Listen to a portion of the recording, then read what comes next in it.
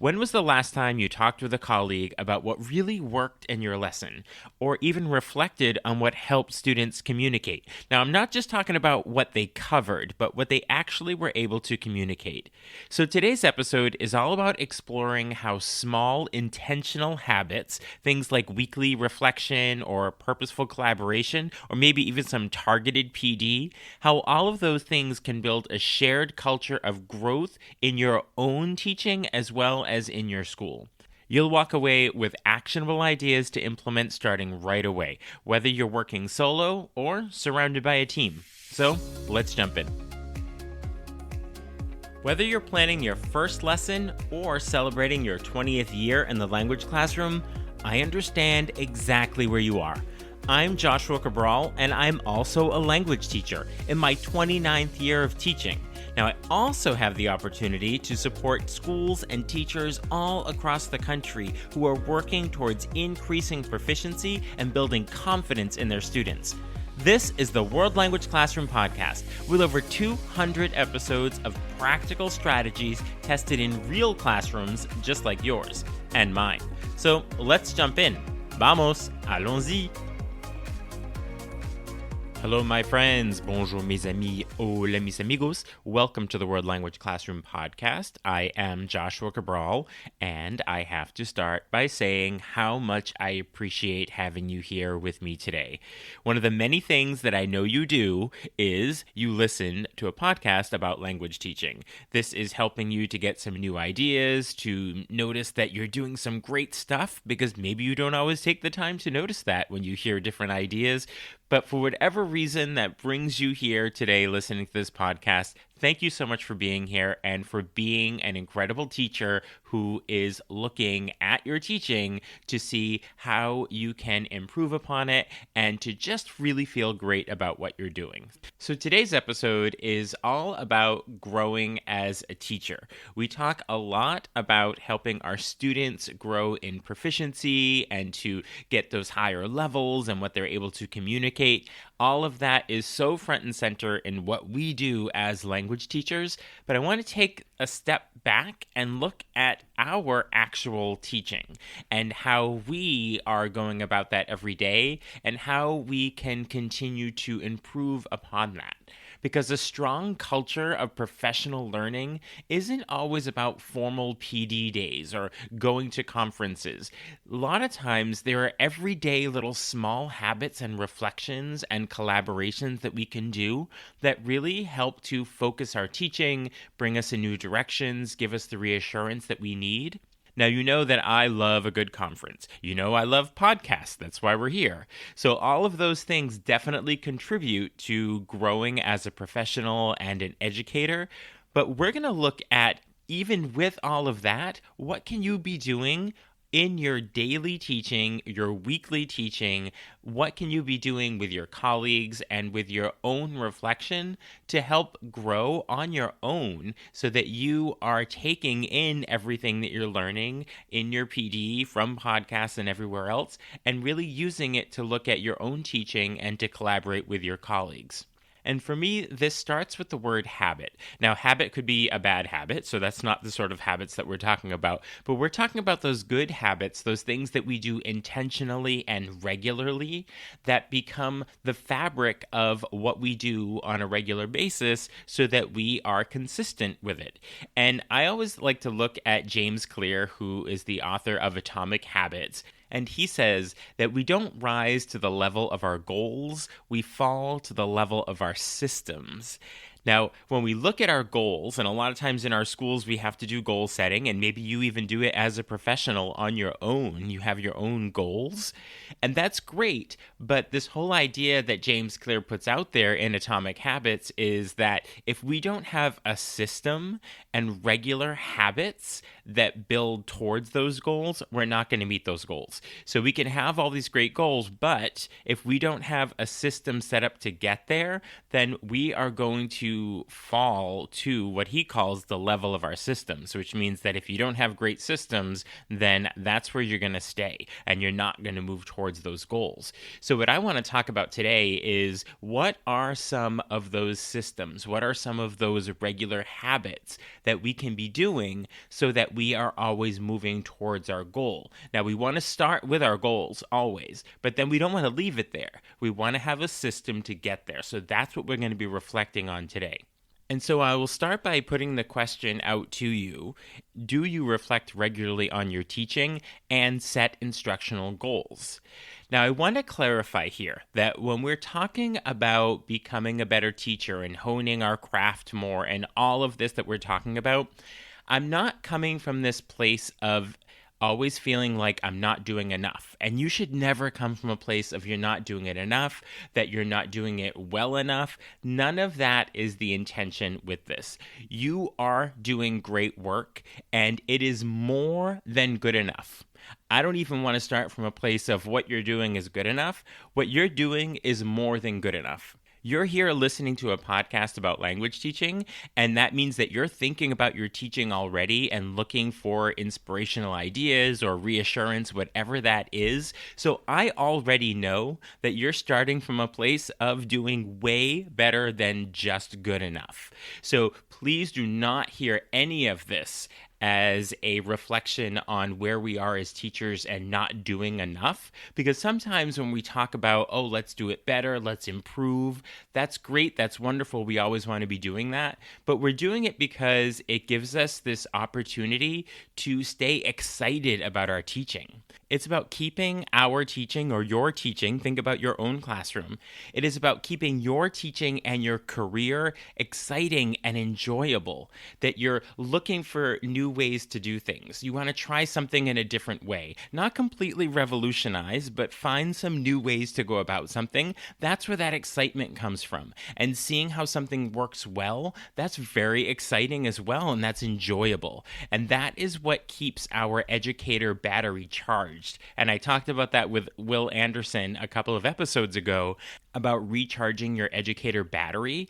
And so that's where I'm really coming from with all of these ideas that can be seen as improving, but I don't want to look at it as improving your teaching. It's more enhancing it. So anytime that we are talking about professional development or even listening to a podcast, whatever that is, you are doing way better than good enough. You are doing excellent work. And so all of these suggestions are ways for you to enhance that even more so that you can continue to have that enjoyable part of your teaching, that you can be excited about it, that you're talking to your colleagues in an excited way about your teaching, so that we don't contribute to some of the negativity that is out there around teaching. And I understand that some of us are in situations that are challenging.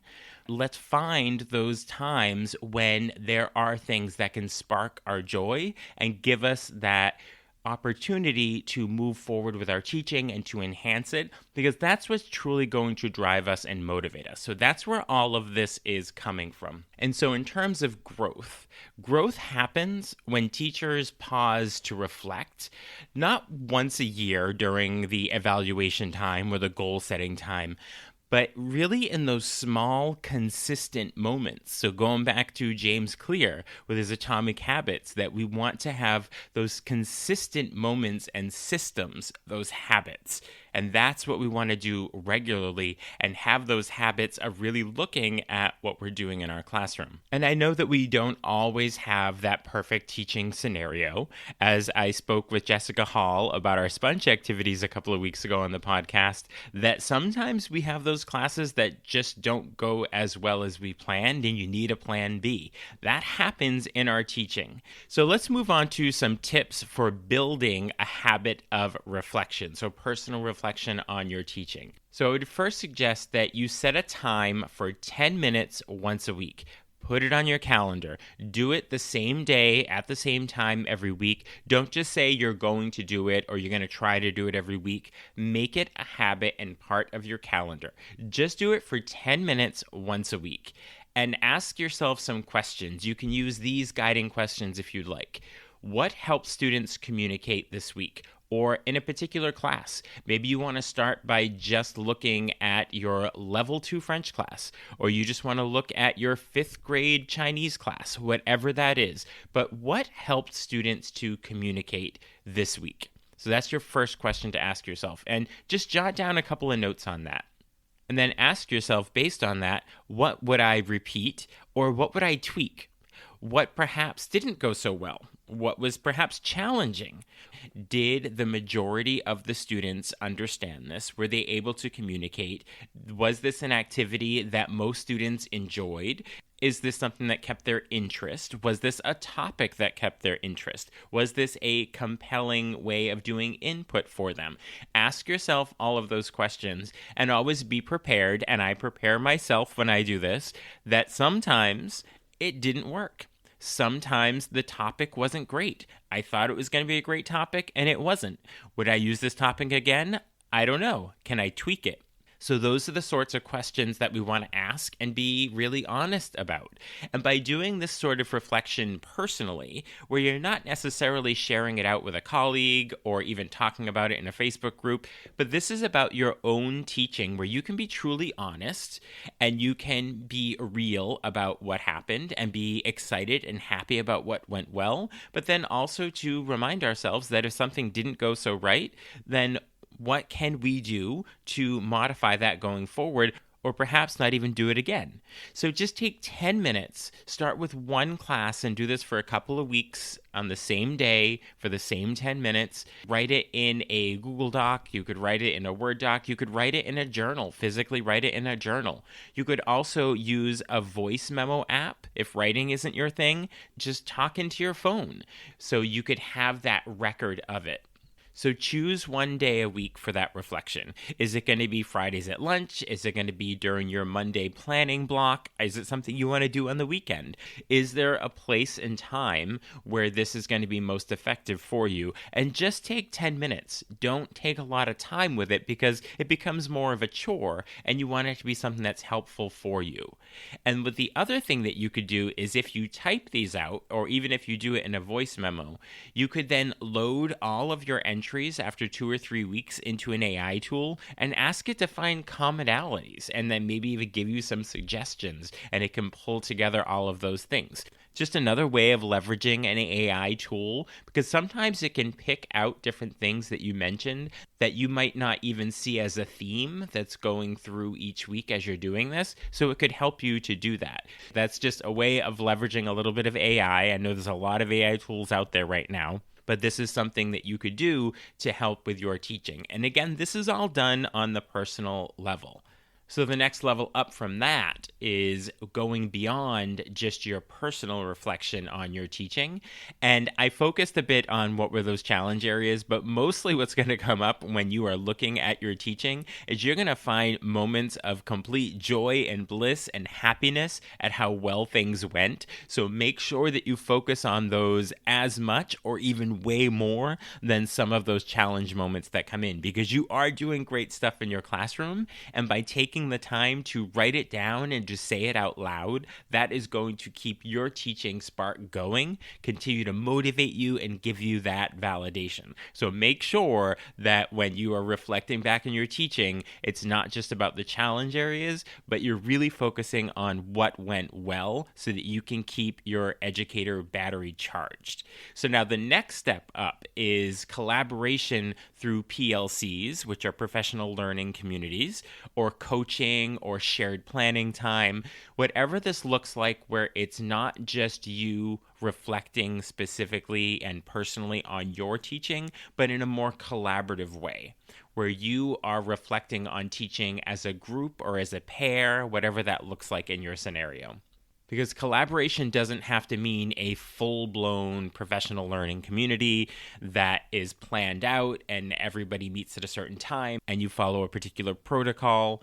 But this sort of collaboration where it's more than just you and thinking about your own teaching, this can be one conversation, one shared lesson, or one observation.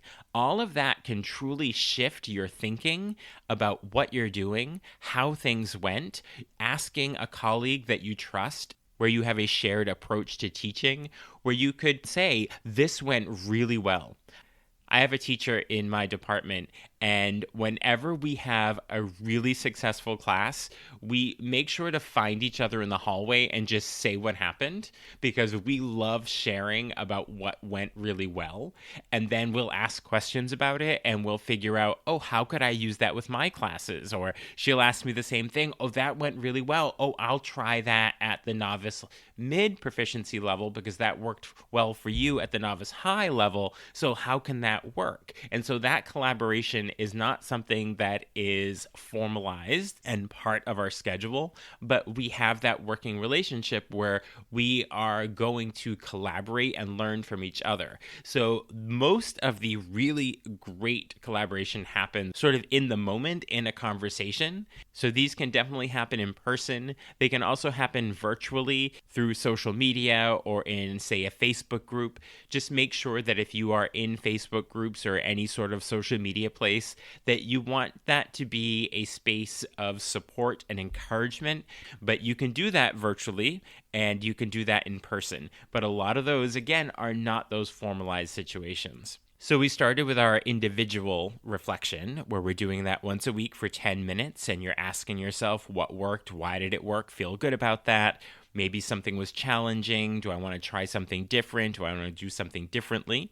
Then we looked at the next level, which is collaboration, but not really in a formalized way. But you're finding those colleagues with whom you can talk about ideas, mainly so that you can be happy and get the validation from your colleagues when things go really well and share out a great idea, or perhaps ask for a suggestion if something could be improved and be that same sounding board for your colleagues as well. So again, those are not formalized situations, but those are building those relationships where you have the trust and the encouragement of each other. And you can also do that in virtual spaces with teachers who aren't necessarily teaching your language or teaching in your school or even in your state. So now we want to look at more intentional collaboration, so more formalized or planned collaboration.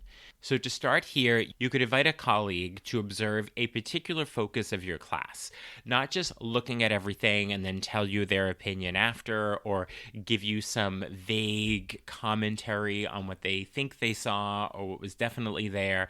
But go in and say, I specifically want to know how much I speak and how much my students speak in class. I want to know specifically how many yes-no questions, either or questions or open-ended questions that I ask. I want to see how much wait time I give. I want to see how I respond to students when they answer in a way that is not totally accurate language. How do I talk them through that? I want to see how I react when students use correct pronunciation and correct language structures and correct vocabulary and all of that. But be very specific so that you have that data to look at. And it also helps to have your colleague, which is somebody that you're likely very trusting of. But this colleague's not in a place where they are evaluating you or doing any sort of judgment, because you are in control of what is being looked at in terms of the data points. So you decide that rather than the person who's watching, and then do the same thing and you go to that colleague's class and ask them before, what is it that you want to have some feedback on? And then provide that feedback after. Sometimes it's just a conversation you have after, because it's not necessarily totally formalized, but it is a little more formal than just a conversation in the hallway. Something else you could do besides the observation with a colleague, you could try co-planning a communicative or a reading activity for next week. If you have shared planning time, that's great. If not, do it in some way where you can collaborate, where you both teach the same lesson, but to two different groups of students. It might even be different proficiency levels. It might even be different languages. But you're doing a similar co-planned lesson and then come back and talk about it. What went well in your class? What didn't go well? What would you tweak? What was different about the different levels that we did with the same activity? But that co-planning, then you go through it together and then follow up on it, is a really rich learning experience for both of you that are involved. Another thing that's really helpful is if you can get into a habit with a colleague where you do a walk and talk kind of tradition, where you take a 10-minute walk once a week regardless of where that is it outside the building? Is it around the building?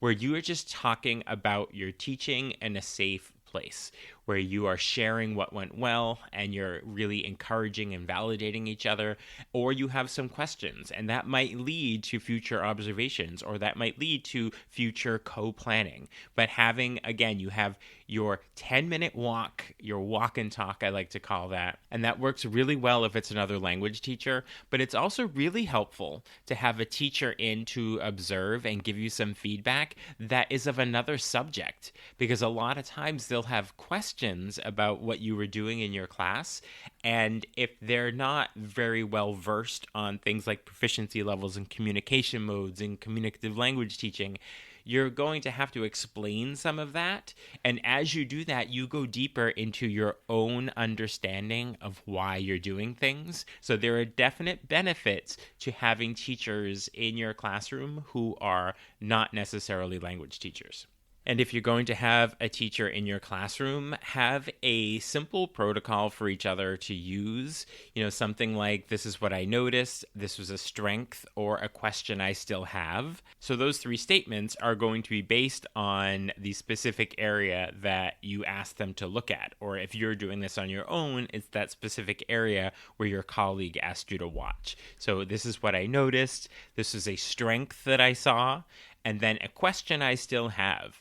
And I had someone in my classroom the other day, and she did this, and the things that she noticed were definitely the things that I wanted to be happening, and a strength that she pointed out. And then a question she still had was around differentiation. So these conversations can be really rich as you are talking about your own teaching and feeling about how that is working for you. So we had our personal reflections, we had our more informal ways of going about our conversations with our trusted colleagues, we had our more formalized, where we're having our colleagues come into our classrooms, we're going into our colleagues' classrooms.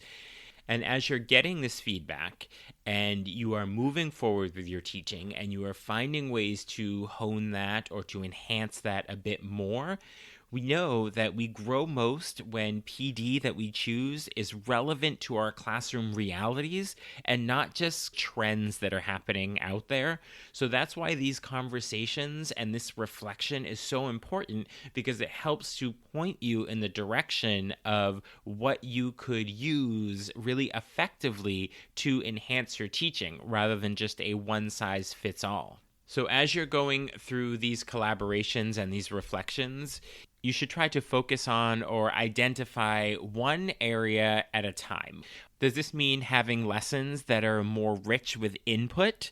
Does this mean more student engagement? Does this mean providing more effective feedback based on proficiency levels? So once you have your specific area, is it a communication mode? Is it a proficiency level? Is it how students are engaging? So once you've done that, then you can seek out professional development or other colleagues in your building that you know are doing that well, or in Facebook groups, and ask those specific questions. So whatever it is, you now have a specific area to focus on. So when you're looking for podcast episodes, is there one of my podcast or someone else's podcast that speaks directly to your focus area that you're looking for, and listen to that specific episode? Or are there blog posts? If you Google around and find a blog post or a website where a teacher is talking about that very particular issue in their classroom with some suggestions, is there a course that you could take? I have my Ready for Tomorrow Quick Win PD courses. I now have 12 of them on lots of different topics. These are 30-minute courses on very specific areas.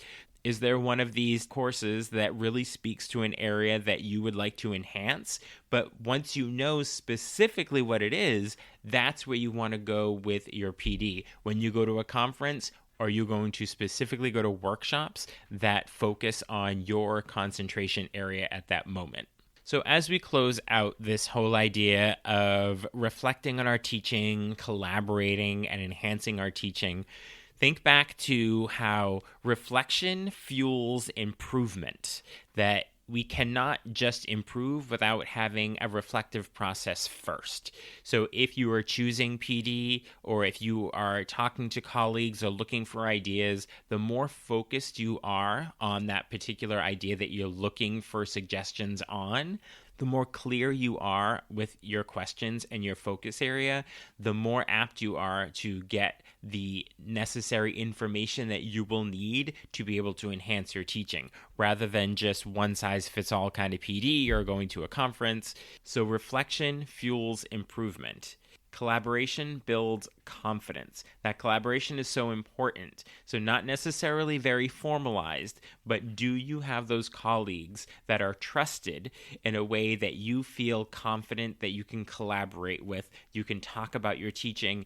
That could be within your building, that could be within your department, or even virtually in Facebook groups, on social media, different ways like that. But collaboration and talking about your teaching and feeling confident about what you're doing and getting that validation is really going to build your confidence. And also, when there's those times of challenge, that you're able to get some suggestions and offer suggestions as well. So reflection fuels improvement. Make sure you reflect on your teaching. Collaboration builds confidence. Make sure you're finding those trusted colleagues. And then PD is most powerful when it's chosen and not just assigned or one size fits all.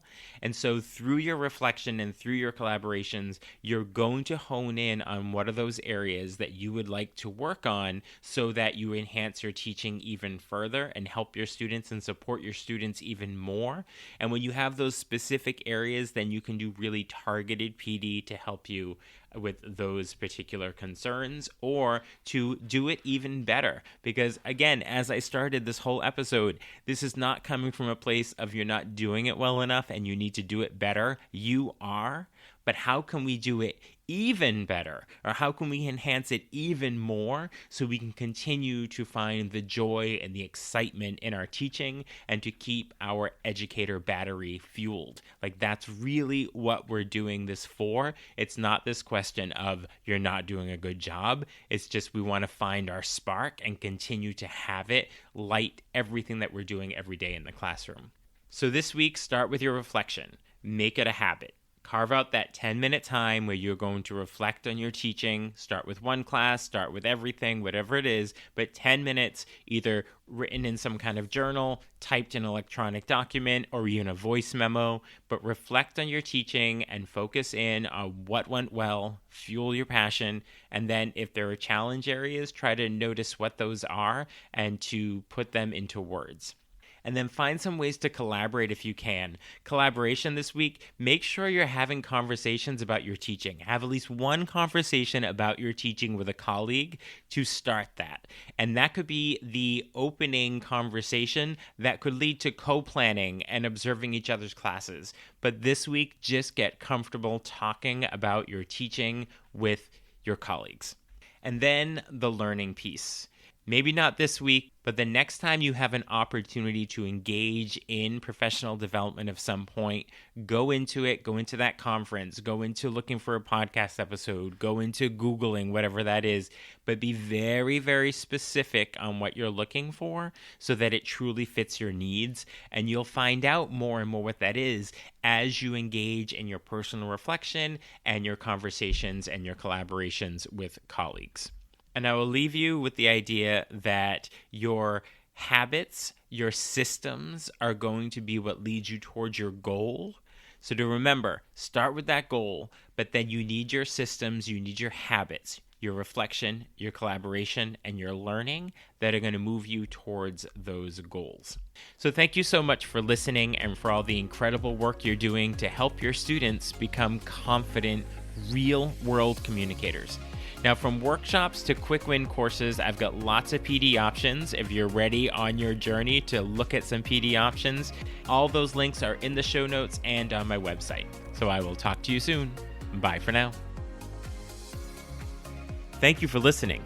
Be sure to follow or subscribe so you don't miss a single episode. And let's stay connected on social media. You can find me at WL Classroom pretty much everywhere. You'll also find lots of ideas, suggestions, and resources on my website, WLClassroom.com. Now stay curious, keep learning, and continue the great work you do inspiring and supporting your students.